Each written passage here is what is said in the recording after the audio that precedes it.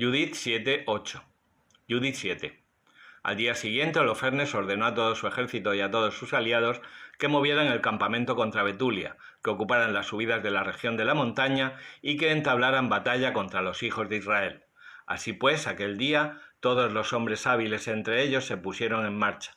La fuerza de su ejército era de 170.000 soldados de infantería y 12.000 jinetes, sin contar los que custodiaban las provisiones y los hombres que iban a pie con ellos, una multitud muy grande.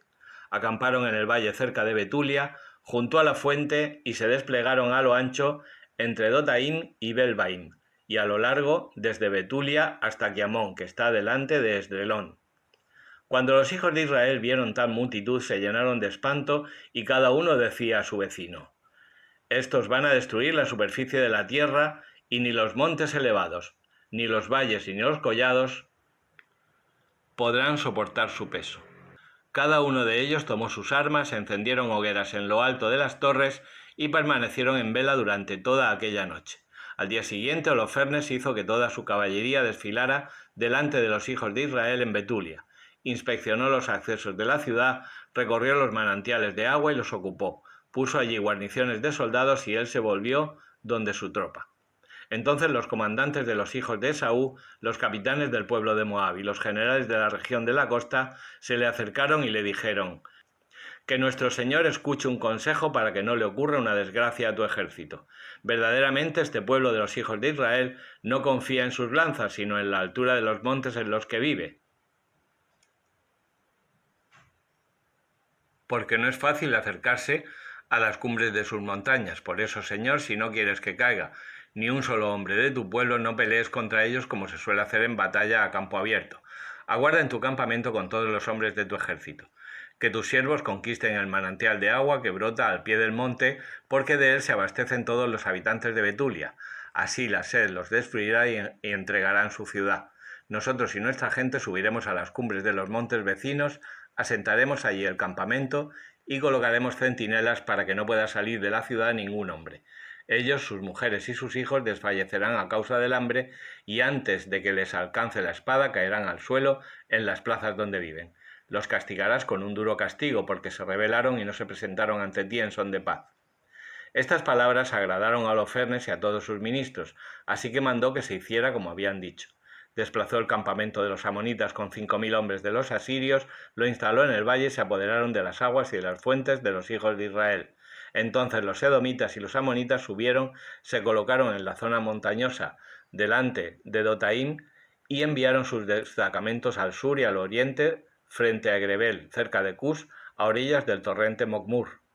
El resto de las fuerzas asirias se colocó en la llanura, cubriendo toda la superficie de la tierra. Sus tiendas y sus suministros formaban un campamento enorme, una multitud numerosísima.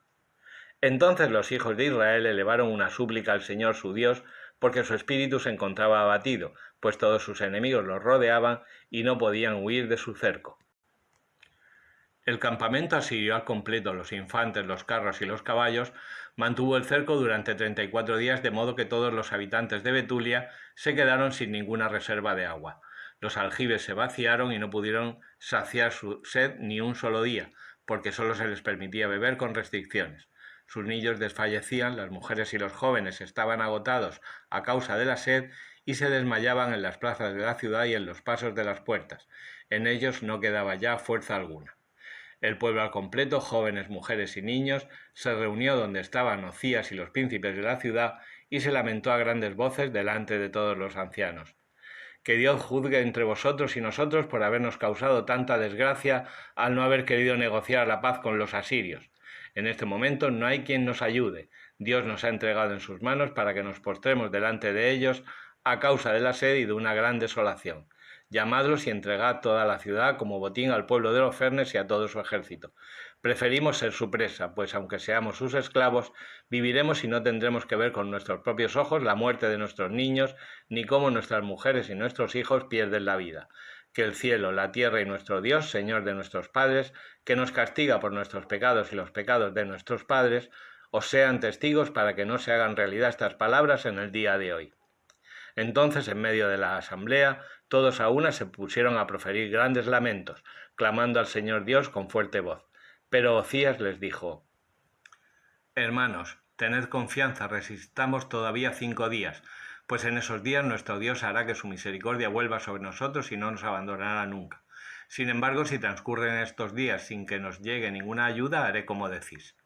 Luego despidió al pueblo y lo hizo volver a sus puestos, a las murallas y a las torres de su ciudad. A las mujeres y a los niños los envió a sus casas, pero la ciudad permanecía abatida. Judith 8. En aquellos días oyó todo esto Judith, hija de Merarí, hijo de Ox, hijo de José, hijo de Ociel, hijo de Elquía, hijo de Ananías, hijo de Gedeón, hijo de Rafaín, hijo de Aquitob, hijo de Elías, hijo de Quelquías, hijo de Eliab, hijo de Natanael, hijo de Salamiel, hijo de Sarasadai, hijo de Israel. Su marido, Manasés, de su misma tribu y de su misma familia, había muerto durante la cosecha de la cebada, pues mientras vigilaba a los que ataban las gavillas en el campo, sufrió una insolación en la cabeza, cayó enfermo en la cama y falleció en Betulia, su ciudad, y lo enterraron junto a sus padres en el campo que está entre Dotaín y Balamón. Judith permanecía viuda en su casa desde hacía 3 años y 4 meses. Se había construido una tienda en la azotea de su casa, se había ceñido la cintura de saco y llevaba los vestidos de viuda. Ayunaba todos los días de su viudez, menos las vigilias de los sábados y los sábados, las vigilias de los novilunios y los novilunios, las fiestas y los días de regocijo en la casa de Israel. Era de muy buena apariencia y muy hermosa. Además, su marido Manasés le había dejado oro, plata, esclavos, esclavas, rebaños y campos de los que se ocupaba. No había nadie que pudiese hablar mal de ella, pues tenía un gran temor de Dios. Judith se enteró de que el pueblo murmuraba contra el jefe de la ciudad porque se encontraban desfallecidos por la escasez de agua. También escuchó todos los discursos que les dirigió Ocías y cómo les prometió que entregaría la ciudad a los asirios después de 5 días. Envió pues a su doncella, la que se encargaba de todos sus bienes, llamó a Ocías, Cabris y Carmis, los ancianos de su ciudad. Cuando ellos vinieron, ella les dijo: «Escuchadme, jefes de los habitantes de Betulia. ¿No son rectas las palabras que habéis pronunciado hoy delante del pueblo mediante el juramento interpuesto entre Dios y vosotros de que entregaréis la ciudad a nuestros enemigos si mientras tanto el Señor no os manda una ayuda? Porque ¿quiénes sois vosotros para tentar a Dios y poneros en su lugar entre los hijos de los hombres? Vosotros que tentáis al Señor Todopoderoso, que nunca entenderéis nada ni conoceréis en profundidad el corazón del hombre ni los razonamientos de su mente, ¿cómo os atrevéis a sondear a Dios, que hizo todas las cosas, a conocer su pensamiento y a comprender sus razonamientos? No, hermanos, no provoquéis la ira del Señor nuestro Dios, porque aunque haya establecido no enviarnos ayuda en los 5 días, tiene suficiente poder para protegernos o destruirnos ante nuestros enemigos cuando quiera. Así que no pretendáis exigir garantías a la voluntad del Señor nuestro Dios, pues a Dios no se le puede amenazar como a un hombre, ni se le puede exigir como a un hijo de hombre. Por tanto, en espera de su protección, supliquémosle que nos ayude, porque escuchará nuestra voz si es de su agrado. Pues no surgió en nuestra estirpe ni hay entre nosotros hoy ninguna tribu, ni familia, ni pueblo, ni ciudad que adora a unos dioses hechos por manos humanas como sucedía en los primeros tiempos. Por esto nuestros padres fueron entregados a la espada y al saqueo, y sucumbieron miserablemente delante de sus enemigos. En cambio, nosotros no conocemos otro Dios que no sea Él. Por esto esperamos que no dejará de velar por nosotros ni por nuestra gente, porque si somos conquistados, también será conquistada toda Judea, y nuestro santuario será saqueado. Dios hará responsable a nuestra sangre de su profanación, y cuando estemos cautivos en medio de los paganos, recaerá sobre nuestra cabeza la matanza de nuestros hermanos, la cautividad del país y la desolación de nuestra heredad, siendo motivo de escándalo y de desprecio para los que sean nuestros dueños. Nuestra esclavitud no recibirá ningún favor, sino que el Señor nuestro Dios la convertirá en ignominia. Ahora pues, hermanos, demostremos a nuestros hermanos que su vida depende de nosotros, que la seguridad del santuario, del templo y del altar está en nuestras manos. Demos gracias al Señor nuestro Dios por todo esto, ya que nos pone a prueba como a nuestros padres. Acordaos de todo lo que hizo a Abraham, de cómo probó a Isaac y todo lo que le sucedió a Jacob en Mesopotamia de Siria, cuando apacentaba las ovejas de Labán, el hermano de su madre. Porque el Señor no nos ha probado con fuego como hizo con aquellos para probar su corazón, ni se ha vengado de nosotros, sino que a los que se encuentran cerca de él los corrige con severidad para que estén alerta. Ocías le replicó: todo lo que has dicho lo has hecho con un corazón recto. No hay quien se pueda oponer a tus palabras. Tu sabiduría no solo es admitida hoy, sino que desde el comienzo de tus días todo el pueblo conocía tu cordura, porque es recta la disposición de tu corazón. Sin embargo, el pueblo, consumido por la sed, nos ha obligado a actuar así y a comprometernos con un juramento que no quebrantaremos. Pero como eres una mujer piadosa, reza por nosotros para que el Señor nos envíe la lluvia necesaria para que se llenen nuestros aljibes y no nos muramos de sed. Judith entonces les dijo: escuchadme, voy a hacer algo que se transmitirá de generación en generación entre los hijos de nuestro pueblo. Vosotros permaneced en la puerta esta noche, yo saldré con mi doncella, y el Señor por mi mano visitará a Israel en los días que habéis puesto como plazo para entregar la ciudad a nuestros enemigos. Sin embargo, no tratéis de averiguar lo que voy a hacer, porque no os voy a decir nada hasta que se cumplan mis planes. Ocías y los demás autoridades le replicaron: vete en paz y que el Señor Dios esté delante de ti para castigar a nuestros enemigos. Después salieron de la tienda y cada uno volvió a sus puestos. Proverbios 24, 1-12.